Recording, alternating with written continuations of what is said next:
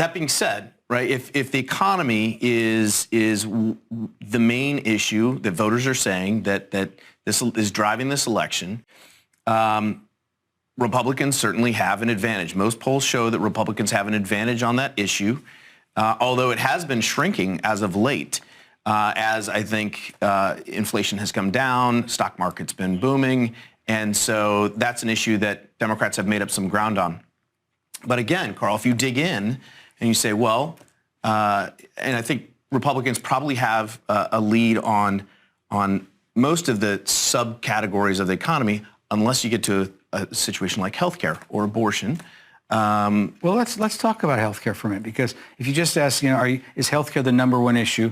Not that many people in our poll said that. But if you think about healthcare in a broader way, the way Sean is talking about climate change, that's really a health issue at some level, especially if you have an asthmatic kid or you're getting older. That can be broadly construed as a health issue. Abortion is a health issue. Senior services, Social Security and Medicare was in the question. That's 6.4%. Health insurance costs, 4.4%. But you add up all of these things that are either healthcare related or healthcare adjacent, it comes about 25% of the electorate. So economy is the number one issue, but it's not the only issue. Yeah. Sean, an average of the most recent polls on this issue of voter priority shows the economy number one by, basically a 2-to-1 margin, but protecting democracy, about 20%, I believe, in the average of polls that we looked at.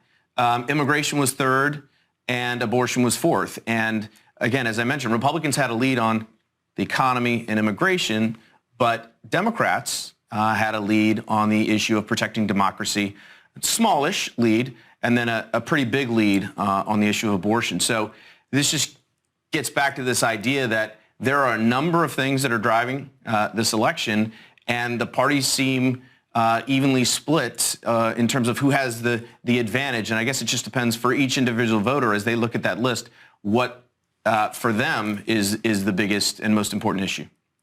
Yeah, I think one important takeaway that's important for people who are really kind of plugged in, like I think most of the people watching this are, we tend to think of ideology in, two separate categories, right? You have a Republican conservative worldview or a Democratic liberal worldview. But think about what you were just reading, that people favor the Republicans on the economy, Democrats on democracy, Republicans on immigration, Democrats on abortion. That's a pretty heterodox group.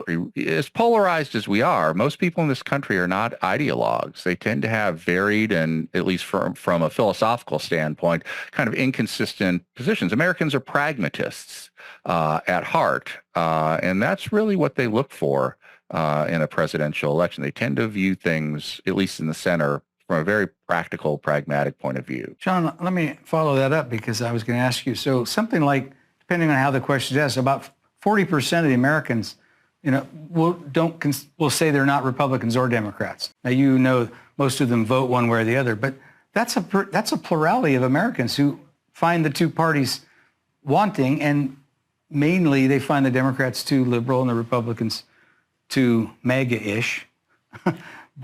But that's a lot of people in the middle. And I guess we're in this election, we don't know how it's going to come out. We know it's going to be close. These pragmatist voters that you call them, swing voters, and these pragmatist voters in battleground states will decide this election. That's how I see it. Is that what we're looking at? The same as 2016, 2020? Yeah, I think that's right. I mean, there's obviously, it's almost a trope, turnout is key. And it is, right? If a party can turn out more of its base than the other party, then we're going to end up with a lot of, they'll have more votes and be more likely to win. But at the end of the day, those pragmatists in the middle, even if you don't buy that it's 40%, because as you say, most independents are really closet partisans, even if you think it's more like 15 or 20%, that's the balance of the election. It's people who say, well, I don't like the way the economy's going, and maybe I don't personally like abortion, but I worry about it being completely illegal, and I really don't like the immigration levels, or I don't have things personally against immigrants, and I don't really care for January 6th, right? What type of voter is that? I don't know how you would pigeonhole that voter. But that's the voter who's going to decide this election. And again, that's not the way that most of the really plugged in people have a pretty consistent ideological worldview. But that's not where the balance of the electorate is.